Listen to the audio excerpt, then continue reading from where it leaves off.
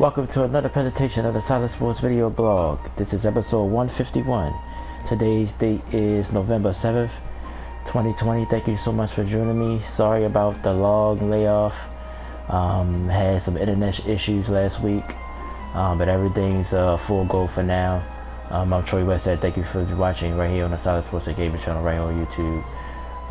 Of course, this is our weekly blog, so a lot of stuff happened since I've been on here. We crowned the MLB champion, the LA Dodgers. I don't think I got the chance to talk about that. I'll talk a little bit about that this morning. The Justin Turner drama as well with the COVID situation, which he's not going to get in trouble for, as MLB announced that the other day.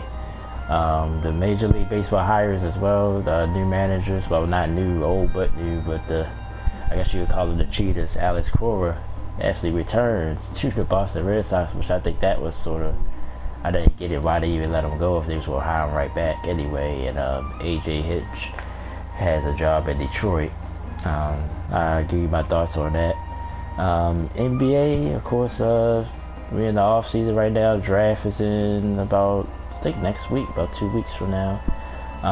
But the season, they plan to start the season December 22nd. That's the news from the NBA.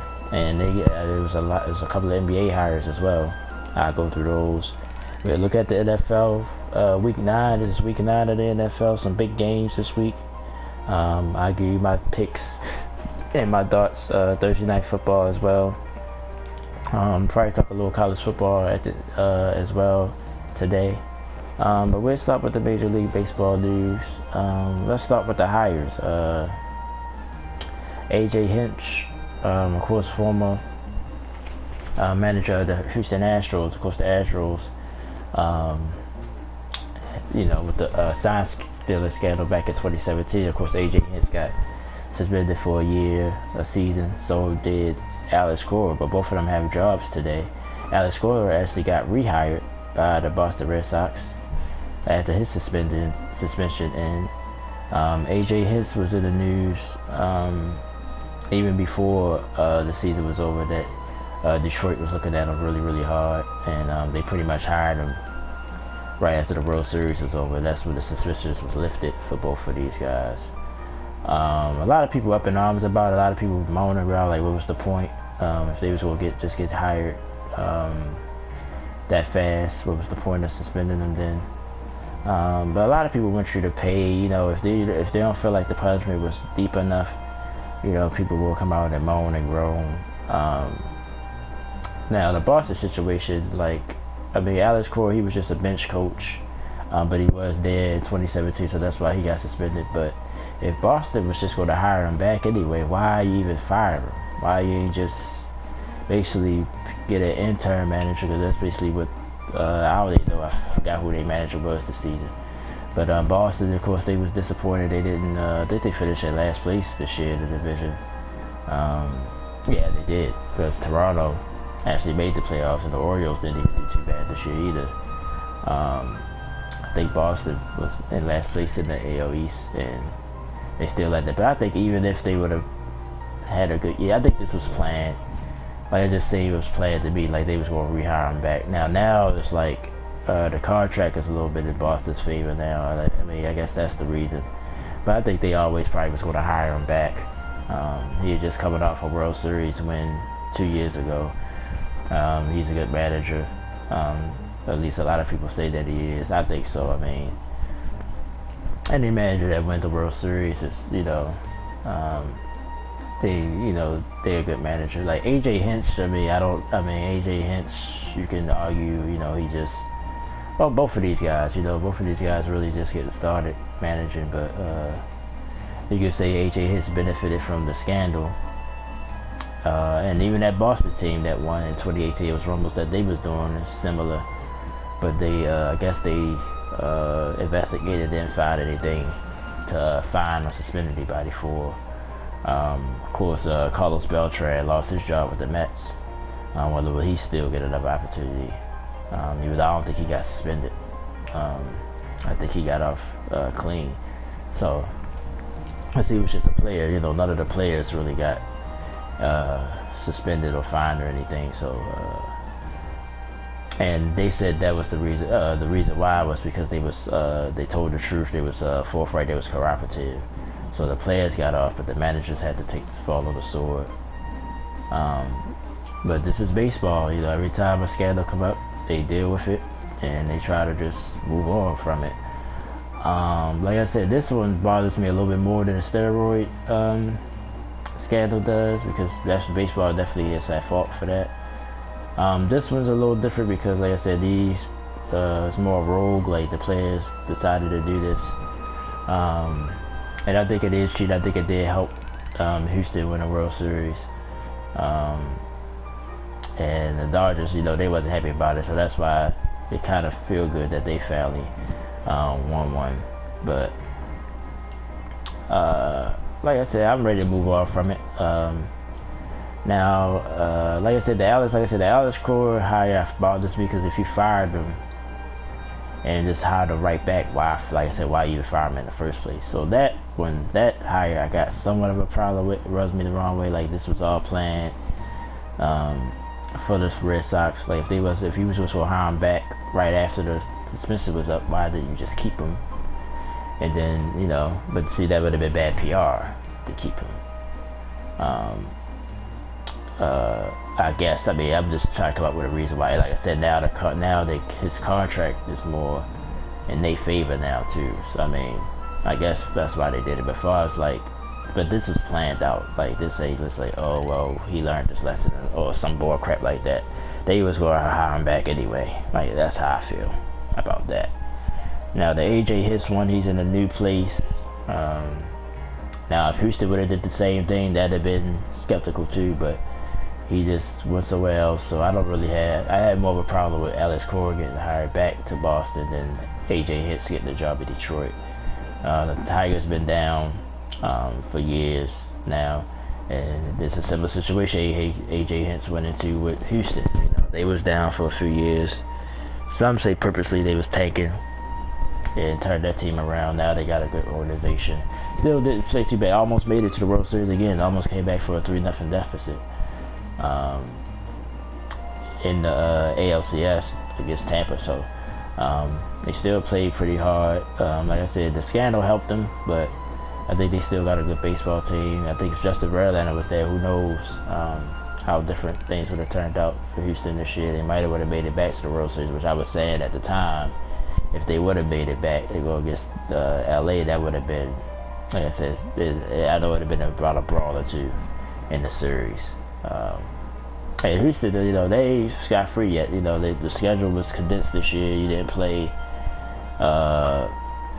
Basically, you didn't play you only played your division and the National League, the opposite of your division, the West. Like if you was the West, you played the West. So they didn't play the Yankees like this. They played the Yankees this year. So that's still going to be probably some other teams that they played. I think Kansas City got a hand in it. I know it's a couple other teams. Your former Astros, So they not have been, no fans. The fans ain't get a chance to get them yet. So this is going to linger over their head for a while. If we had fans next year or next season, COVID started to get a little out of control again in the country. So yeah, we'll see. That story is far from over, but I don't have no problem with the hires. I think, like I said, the Alex Cora hire sort of scratching my head over, but I still don't got a problem with that. Boston's decision to do that. That was their decision. But like I said, I think they should have just never fired him then. If y'all was going to just rehire him back, it just don't make sense to me. But it makes sense to them because, like I said, the contract I think he got is a 2-year deal with an option for 2 more years. So I guess it depends on how they do the next 2 years. But Boston is sort of took it some step back. They traded Mookie Betts, who just won the World Series again with the Dodgers.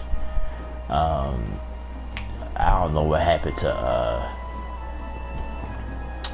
the lefty pitcher, Chris Sale. It's like he just fell off the map after they won the World Series in 18. It's just he ain't been the same guy. Then they moved on from David Price, So Boston got to do some shuffling here. Maybe they'll go to free agency And some rumors out there they try to get Francisco Lindor. So maybe they'll remake the team by next season. But right now, you have to say that they the worst. Well, I still think the Orioles, and me being, I'm from Baltimore, by the way, just for disclosure. The Orioles, I'm not going to say they had a lucky year, but it was, they played better than I thought still, but it was only 60 games. I think more the season went on, they would have probably fell off. They probably would have fell back into the basement. I think Boston probably a little bit better than the Orioles right now, but just a little bit. But you can't put them above the Blue Jays. You can't put them above the Rays or the Yankees. So they at least at best, fourth best. And the Orioles can argue, well, look what we did do. So Boston got some work to do. But that's a whole other story. I ain't want to go that deep into that. But I'm just saying, like, like, it don't necessarily bother. I just don't understand it. Like, y'all had this planned out. Y'all was going to hire him back. He probably already, like, all this contract stuff, like, well, yeah, we'll bring you. All this was planned. I mean, it just don't seem like this just came out of nowhere. But, like I said, no problem with it, one way or the other. So, hopefully both of those teams do well. Detroit got a lot of work to do. So they not inheriting good teams here. Detroit, like I said, since speaking of Verlander, since they finally let him go, that was their final piece of them being consistent. They got a lot of work to do. They definitely them in Kansas City. So, but yeah, a lot of people don't got a problem with both hires, especially them being so quickly. Like I heard a rumor yesterday that AJ Hinch, like I said, it was already rumored before the season ended, but as soon as they got the final out in the World Series, Detroit called them and set up a contract and everything else. So that's nuts. But like I said, I mean, they obviously they're good managers. So, and these two teams need all the help they can get. So, like I said, overall I don't have a problem. I just, like I said, the Alex Cora hire just makes me think, like, yeah, y'all ain't fooling nobody. Y'all had this plan from jump. Once the suspicion first came down, y'all had this plan. Alright, the other big MLB news, like I said, congratulations to the Dodgers once again. Mookie Betts won World Series MVP. They won in 6 games. Tampa played well though. Like I said, I get that now. That's a good organization. I think if they could somehow improve their lineup, they got the young guy, the rookie that was turning the fur off the ball. I couldn't pronounce his name. But if they build around him, they got him on a cheap contract. They add some veterans there. They go to challenge the Yankees. Then they got the young pitcher staff and the bullpen. So they're gonna be at top of that. You don't have to deal with them in that division for a while. So, but they played pretty well. But like I said, the news that took over all of that was the Justin Turner situation. He tested positive. He took a test before the game, I believe. He got the start. Now, I was watching the game, the clincher, but I didn't notice that he got taken out of the game. So he got taken out of the game because they got word that he had a positive test. So he got pulled from the game, but he still was around at the stadium. Now, baseball took some responsibility to say, well, they should have sent him all the way home or back to the hotel or whatever to quarantine. But they didn't. They let him stay at the stadium. Dodgers won. They clinched. And they didn't really force him to stay off the field, And I don't know if the players knew. I'm guessing they did. Like, they had some idea why he got pulled from the game. But he came back out there, his teammates, he was celebrating like it was normal. He didn't hear nothing about it till after the game, or after when the post game came on, I believe. But then, it was big news for about a week or so. He put a lot of people in danger, which he did. I think it was irresponsible. And I know winning a World Series is, especially for that team, what they went through for the years that they went through. Speaking of, like I said, with the Astros cheating on them they should have won it in 2017. They feel like in the last 2 years. Well, they lost to the NLCS, I think, 1 year, so they was close, but just could not get it done. Boston, I think they went back-to-back. Boston beat them in 18. So they just went through a lot, and finally get through and win it. And he was, he was there for all of it. I understand it's emotional to celebrate, but I would have had, I mean, me personally, I would have stayed off the field. I probably wouldn't have left though. I probably would have stayed and hung around, but I wouldn't have went back on the field. But the good news is, it's been about 2 weeks and nobody contracted it. If anybody on that field or in the celebration or any other Dodgers would have contracted, I think baseball probably would have did something. But I think it's no harm, no foul. I don't think he spreaded the virus. So I think that's part of the reason why he ain't getting disciplined. But how people are, well, that's not the point, this and this and that. I think they should at least fine him at minimum. I think he should have got fined. Now the suspension thing, we could talk about that too. But some people say a whole year. That's ridiculous. Like, you'll suspend that man for a whole year. Now, I listen to a lot of ESPN radio. So Keyshawn Johnson, who is I still look at him. I used to. I used to love him as a player, and even his career, his media career. I think he's smart, especially when it comes to football. The guy knows what he's talking about. But I think his Dodgers fan that was speaking a little bit. He was like, the season's over. I think that's a ridiculous excuse. Yeah, the season's over, but you still gotta follow. You still in the little bubble following protocol. He's pretty much bursted that. So I think he was saying, well, basically he said no harm, no foul. Basically, I'm putting words in his mouth, but basically he was saying, well, the season's over. Even if somebody would have got it, it ain't like you going to spread it around the league or whatever. But I think, like I said, I think he should have controlled himself and stayed off the field. But like I said, nobody didn't. Well, you go by facts. The virus didn't spread. Ain't no other Dodgers come out and say they caught it.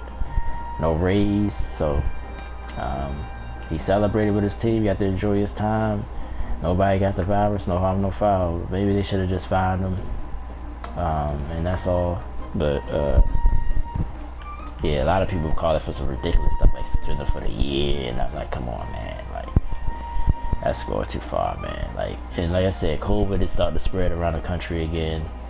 Of course, we in the presidency still up in the air and everything else. Donald Trump hasn't really taken the virus that seriously, well, to a lot of people's opinion. Even though he had it himself, allegedly, even though some people think that might be a hoax as well. So I understand the sensitivity of it. Like I said, people lost loved ones. I know people that had it, and I know people that died from it. So I don't think it's fake at all. But I do think that I think you gotta live your life at the same time. I'm starting to come around to that side. First, I was one of the ones that was like, yeah, just not saying break protocol, follow the laws. Don't be stupid. Like I said, wear your mask. I'm not saying don't wear a mask and don't say don't wash your hands and shit. I'm not. Excuse me, my language. I'm not going that far. Still do the stuff you're supposed to do, but to really stay in the house and be, I think that does kind of suck. But luckily, like I said, I'm from Maryland, so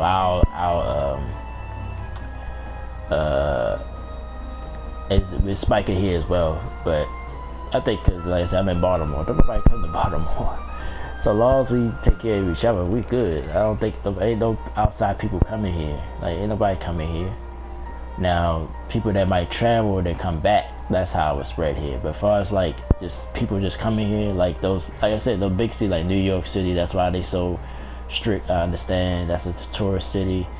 LA, like those cities like that, California, period, Florida, that's why probably Florida's struggling, Arizona, all the nice states that people really want to go to. Yeah, like you got outside people coming in, and you got the people that's already there, so I can understand the problem. But here, long as you just do what you're supposed to do, I think we're good, man. But like I said, I'm just pretty much just rambling about that right now, but I still don't want to deal with it. I still don't want to have it. Now, I'm not saying, because I listen to a lot of different opinions. You know, the death rate is very, very low. It's like a less than 1% chance you're gonna die, even for older people. But shit, do you want to take that risk? It's still not 100% that you're gonna live. So that's how I look at it. Like I said, I've known people that have had it. I spoke to somebody that had it, said it was like felt like they was gonna die. That's how sick you get.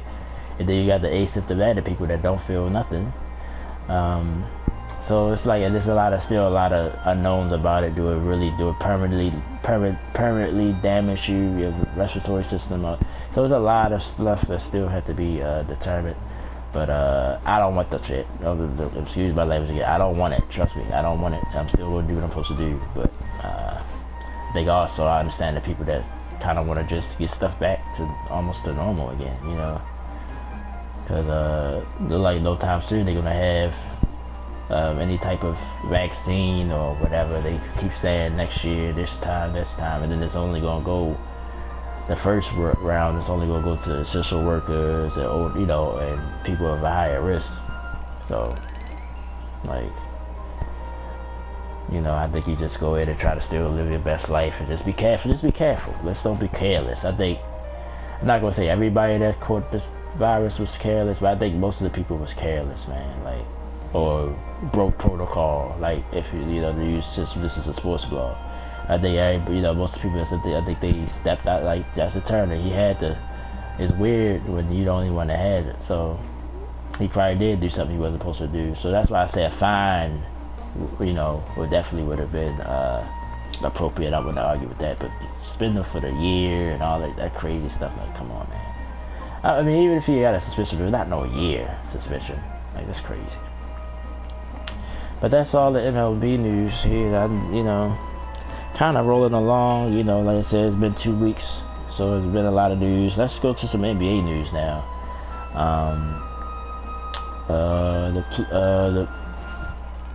I think it's pretty much official. I know the players pretty much voted on it to start the season December 22nd, which is, I think they said it would only be 2 months between the off season and now.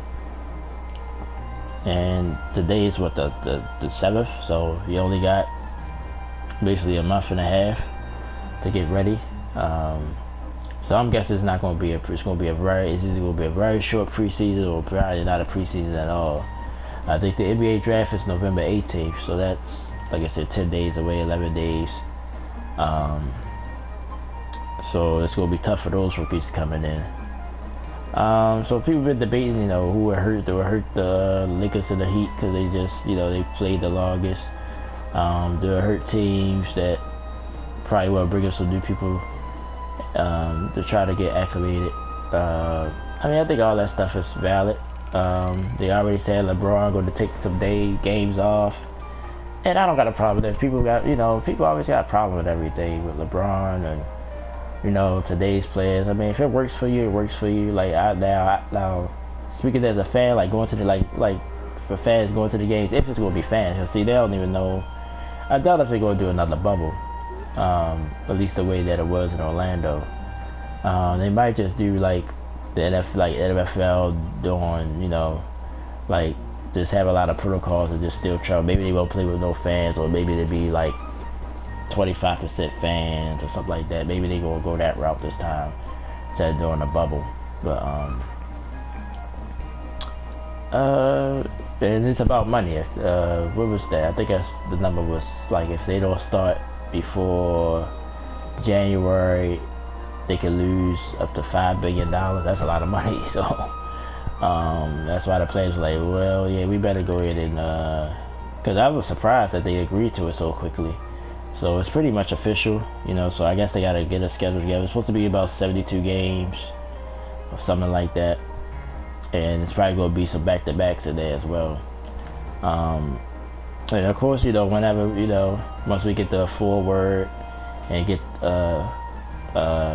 see the schedule and stuff, I have my predictions again. But this season, like I said, this season is going to be probably one of the best. We thought last season was good. This season, with the Warriors coming back at full strength, you got the Brooklyn Nets out east with Durant and Kyrie getting together, the Clippers with the hiring Ty Lue, Will they come back stronger? Will they add a piece? They try to get Rajon Rondo and some other pieces. Will the young teams continue to rise? Utah, Phoenix, Memphis, Portland. Will those teams continue to improve? Sacramento. Like the whole Western Conference is just New Orleans, who hired Stan Van Gundy. I don't think I got a chance to talk about that. Well, I think I did. But there's been some more hires. Steve Nash got hired to the Nets. He's going to add Mike D'Antoni. At first I was like, Mike D'Antoni deserves a head coaching job, but Steve Nash, this is his first coaching job.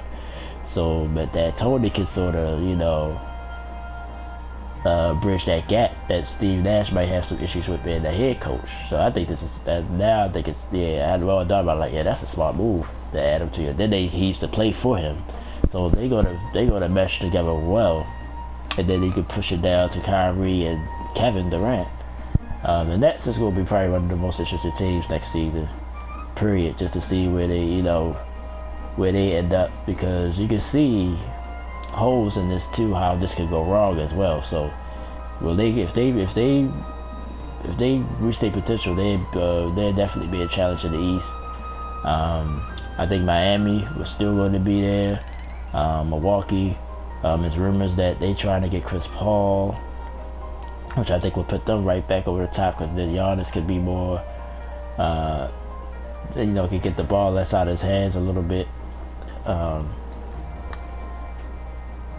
It's the East. Well, like I said, the East is weak anymore. Toronto. So you got teams out there, that can challenge. Indiana's I think it's gonna be better. But Houston made a coaching change. They hired, I think he was assistant from the Mavs. And he's their new coach in Houston. Like I said, Stan Van Gundy's in New Orleans. Pacers made a hire, I believe, too. So most of the coaches' jobs are getting filled now. So, but it's gonna be an interesting season next year. Especially out west. The East too. It's just going to be. I think this is probably one of the most deepest years we got. Lakers going to have a rough time repeating. Because all of the East, West teams getting better, and then if they do, whoever the East team is going to be a challenge as well. Especially if it is Brooklyn. If Brooklyn is Brooklyn that we think they could be, that's going to be a tough matchup. Anthony Davis, Kyrie, and Kevin Garnett, LeBron James. A lot of people want to see that, actually. I wouldn't mind that either in the finals, Lakers, Nets. But like I said, the Clippers will have something to say about it. And other teams out west will as well. Denver, don't forget the Nuggets. I'm a believer in the Nuggets now. They proved it to me in this bubble that Jamal Murray and Jokic can be enough if they can just, Michael Porter Jr. Continue to grow. Denver's going to be a force to be reckoned with too. So don't forget the Nuggets at all. They gave my respect during the bubble. So did Utah, Donovan Mitchell. I always liked the Donovan Mitchell, but he took a step forward. I think he can be that guy. I think he just needs someone else to sort of take the load off. He got to do too much of the scoring. That's what Damian Lillard as well. I think. Well, C.J. McCollum does his thing sometimes, but he's not consistent enough. He needs somebody to be consistent. He needs a consistent second scorer in this league. Period. Or you ain't gonna get that far.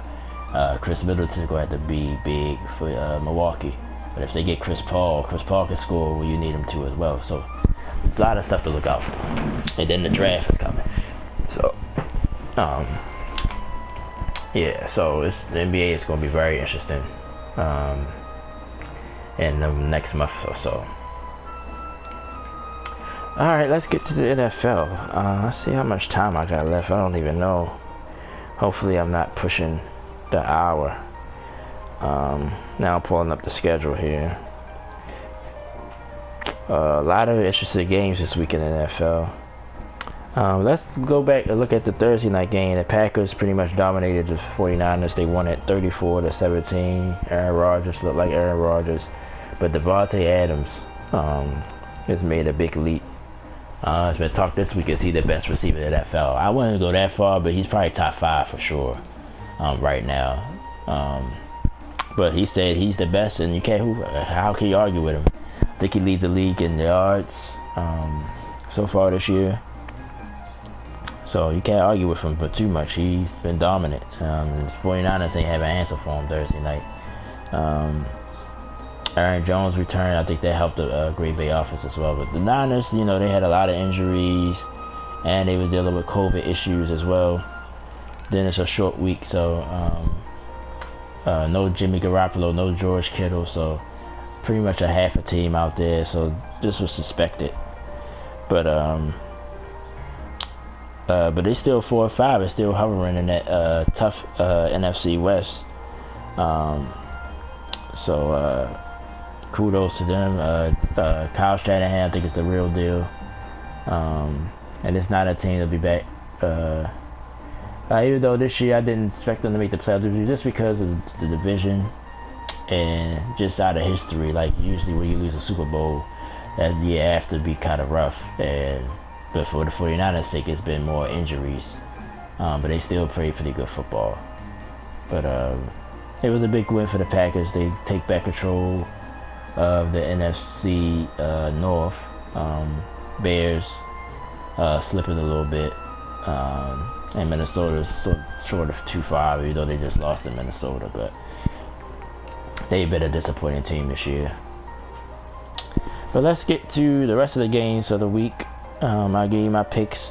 Of course, the Big Five, I'll be more in detail about those games. The other games, I'm just going to try to pick it, give you a quick comment and move on. But the first game up is on the Big Five. The Baltimore Ravens go to Indianapolis to face the Indianapolis Colts. Both teams are 5-2. Ravens, a little skeptical. A lot of people are starting to question them. Can they win? Lamar Jackson in particular, can he win big games? Tough loss to the Steelers last week. Three turnovers, which pretty much helped the Steelers win the game because the defense pretty much shut the Steelers down. But they kept getting short fields. Big Ben took advantage of it. Ravens fell. Colts, I think they're coming off a win. But a lot of people skeptical about Phillip Rivers. It's the same Phillip Rivers, so a lot of people think this is a fraudulent 5-2 team. So big game for both teams to prove their critics wrong. But I'm gonna go with the Ravens here. I think the Ravens just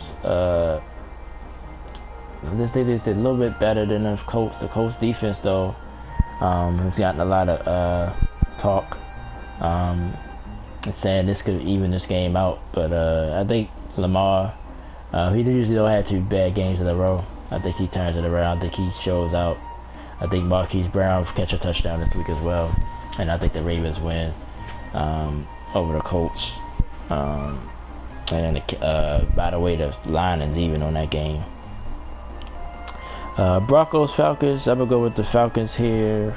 Falcons been up and down all year long, but I just think they're at home. They played better that Thursday night game against Carolina, and they got the talent, especially your offense. Denver, Drew Lock haven't looked bad, but I just think the Falcons going to outscore them. I think Denver won't be able to keep up with them in the dome, but I wouldn't be shocked if Denver win this game. But I'm gonna go with Atlanta though, so stay at home. Another game on the Big Five this week. The Seattle Seahawks at the Buffalo Bills. Bills 6-2.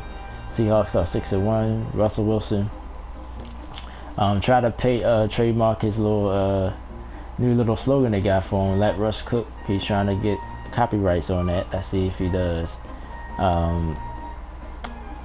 Bills been sort of shaky. Even though they're 6-2, they barely escaped New England last week. And just haven't looked at Josh Allen sort of been coming back down to earth. But the Seahawks defense is bad, so maybe he can get back right in this game, and they're at home. But I'm gonna go with Seattle. I just trust Russell Wilson more. DK Metcalf, man, now he's a beast. Now he needs to be considered one of the best receivers in the game. Him and Tyler Lockett too. Excuse me, Tyler Lockett is having a monster year as well for the Seahawks. So I think that'd just be a little bit too much for the Bills. I think they win that game. Seattle is 3-point favorite on the road, so Yeah, I'm gonna go with the Seahawks. Another Big 5 game: the Chicago Bears at the Tennessee Titans. Bears come in struggling, so at the Titans lost 2 in a row. Surprising loss last week to the Cincinnati Bengals. Joe Burrow is the truth, by the way, if you didn't know that. But I think the Titans, the better team. I think they're better coached. I think this is a Nick Foles game. You know, when he's back against the wall, he usually played better. But I think Tennessee backs is against the wall as well. You give it to Travis Henry and get out the way. I think that's what will happen here. I think it'll be tight, but I think the Titans will beat the Bears and keep pace with the Colts in the AFC South. Panthers at Chiefs. Go with the Chiefs here. Panthers, though, they get Christopher McCaffrey back, but I think the Chiefs are starting to get that momentum going here. Even though they blew out the Jets, but you expected that. But Pat Mahomes looked more comfortable. The Panthers just not as good, just to be simple as that. But I think Christopher McCaffrey do help them. Teddy Bridgewater, they played well. They played well overall. 3-5. I didn't expect that from them. But they go against the Chiefs, and as simple as that, the Chiefs go blow them out. I say at least by 10, even though the spread is 10.5. But I just think the Panthers ain't gonna be able to keep up. Lions at Vikings. I'm gonna go with. I went with the Lions here. This is a coin flip game. Vikings are playing a little bit better. Kirk Cousins is playing a little bit better because they're giving the ball to Dalvin. Just giving it to Dalvin Cook. Dalvin Cook, to me, one of the best running backs in football. As far as a dude that can catch the ball in the backfield and run the ball. So I wouldn't be shocked if Minnesota wins this game. But I think Detroit, they got a little momentum. They've been playing good football as well. I think Matthew Stafford will have another good game, and I think Detroit will win. It's not even a line for this game at all, but I'm gonna go with the Lions. But it would shock me if the Minnesota Vikings win this game. Giants at the Washington football team. I'm gonna go with Washington here. The Giants have played well. This is a tough one for me too and I'm going with the Washington because they're at home first of all, and then that pass rush. I think that pass rush would have shut that Giants offense down. I think Danny Dimes, they gave it a stand back there and pick you apart.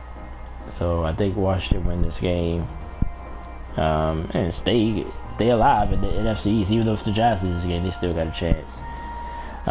Texas and Jaguars. Texas been a disappointing team this year, only at 1-6. Jaguars won their first game. Everybody was starting to crowd Gardner Minshew. Will he play? I don't even think is he playing tomorrow? I'm not sure. I know he had injuries in his hand, so they might be starting someone else. But Houston just a better team, so I'm gonna go with Houston here. I feel bad for Deshaun Watson this year. JJ Watt, man, show me something, man. He's been quiet this year, just the last few years. He hasn't been that dominant force. Houston, pretty much out of it. So, but I think they win this game though, on the road against the Jaguars. Raiders at Chargers. This is an interesting game. You see the young Justin Herbert. My heart is telling me Chargers, but I'm gonna go with the Raiders here. The Raiders are a better team. I think last week it was more of the weather, while the offensive side is sloppy. Derek Carr's playing good football. They got fined this week for COVID. They broke a lot of protocol, so they got fined, and I think they might have lost a draft pick as well. So maybe that'd be heavy on their mind, and the Chargers could sneak in there and get a win. But Justin Herbert, he looks like the real deal. Let's see if he continues that. But I'm gonna go with the Raiders though to win the game. Steelers Cowboys. Oh boy, the Cowboys. Oh man, talking about a team that's just had bad luck and just looked bad. You know about that Prescott injury. Then Andy Dalton now can't get back on the field. He's on the COVID list. I think that's why he's missing this game. The week before he got concussed, had a concussion. That's why he didn't make it. Steelers, even though they 7-0, like I said, against the Ravens, they didn't look that great. They won the game. They've been winning ugly games lately, but I think this is a game they get back right. The Dallas defense is bad. I think Juju Smith-Schuster will have a big game. Him and Claypool, James Conner, I think they control this game. 14.5 might be too big. Well, anything over 10 in the NFL is like, wow, because it just don't happen. Even with good teams against bad teams. But I'm going to go with Steelers here. I think they will win easily, though. Just think Dallas just ain't going to have... Then they're going to have their fourth string. They'll have some... I don't even know who's starting this week, but it ain't the guy from last week. So, this is their fourth quarterback they starting. And that's another reason why you just can't pick them. I'll go with the Steelers. One of the big 5 games of the week, the Miami Dolphins at the Arizona Cardinals. And I put this game on here because it's Tua against Kyler Murray. Kyler Murray played pretty good football this year. Tua, this is only his second start. Last week didn't look that sharp, but the defense carried them to a win. Dolphins 4-3, Cardinals 5-2. Cardinals got to get a win to stay with Seattle for the division. So this is a huge game. It's not just Tua against Kyler Murray. This game actually had meaning. Like when you see this game on the schedule, you didn't think it would have this much meaning, but it does. So, but I'm gonna go with the Cardinals here. I think Tua. I think he's gonna need some time to develop. I think the Cardinals might make it a little hard for him, and I think Kyler Murray will cause some problems against that Miami defense. The Miami defense played pretty well this year. I'm gonna go with the Cardinals here. Cardinals is favored by 4.5. So. I'm going to go with Arizona here. I think they beat the Dolphins. But I think Tua might, even though I said that, I think he might play a little bit better this week. I think his stats would be better. But I just think he also probably has some turnovers here and there, maybe. And Kyler Murray will take over the game and win it for the Cardinals. And Sunday night, and our final game on the Big 5. The New Orleans Saints at the Tampa Bay Buccaneers. Huge game. Buccaneers 6-2. So that's my fault. I put 5-2 on the sheet. And the Saints are 6-2, but one of those losses was to the Saints at week 1, a game that I watched. Brady didn't look like himself at all, but he's looked comfortable now, especially the last few weeks. And then you got Antonio Brown coming back into the mix this week as well. So a lot of storylines in this game. I think they said Michael Thomas is a go for the Saints. Him and Emmanuel Sanders, I think both. So that will help their offense because that was Kamara been carrying them. And it shows the last few weeks. Drew Brees, he's older, so he's 40 years old, so of course he will lose a step here and there. But I will go with Tampa to win this game at home. They playing better right now. Tom look like he got the offense the way he needs it to be. I'm worried about their running game though. I'm worried about that. I don't know if Leonard Fournette is available or not. So I'm worried about that. But other than that, I just think Tampa's just playing better right now. Now the Saints are capable of winning this game. Can Cam Jordan get pressure on Brady and slow that offense down? And like I said, how much will Antonio Brown really play? He's going to play a little bit though because Mike Evans and Curtis Godwin. I think Chris Godwin is not playing at all, I believe. But Mike Evans is available, so. And Gronk is starting to get into the groove as well, so. Interesting game. I think Tampa though pulls it out. They're going to be tight, close, probably come down to a field goal. I think the Buccaneers wins. And final game of the week. Monday night, Patriots, Jets 0-8. Of course, New England, even though they 2-5 and haven't been playing well, they're 8-point favorite in this game. Some people actually picked the Jets to win this game, but I just can't do it. I just don't see the Jets. I just don't see it. So I'm gonna go with the Patriots here. They can sort of get back to where he needs to be. So I'm gonna go with the Patriots here. to win. So that's all the picks for week 9. Dang, I had my sheet right here. I'm doing pretty good this year as far as picks overall. I got 76 wins to 42 losses, and of course the tie from the Bengals and Eagles game earlier this year. So I'm doing pretty well with the picks. Like I said, so interesting games tomorrow, so I'm gonna try to pop myself in front of a TV somewhere and watch some NFL action tomorrow. Okay, so that'll wrap it up for this week. It was on here longer than I thought I would be. A lot of college football action as well today, but even though some games got canceled because of COVID. 2 Pac-12 games. The Pac-12 was to start this week. I think Wisconsin's still out of commission. In the lower tier, like Navy, has a big problem with COVID, so unfortunate, but they're going to try to continue to push it forward. So, this just for full disclosure, I didn't say nothing at the beginning of the blog, but and this is just speculate. Well, I don't want to say speculate. This is just a possibility. I'll put it like that. It's possible that I could be out of commission again for a while. Not because of the internet this time. Like I said, days has been rough. Just overall in my life.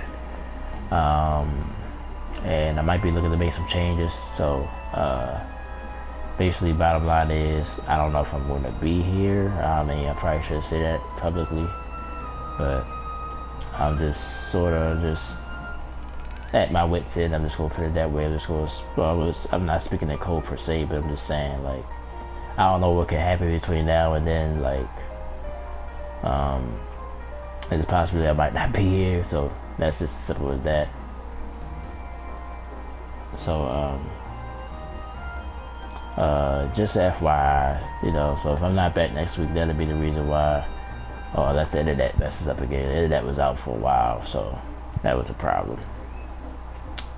But like I said, that being said, I thank everybody that supports this channel, that supports me, period.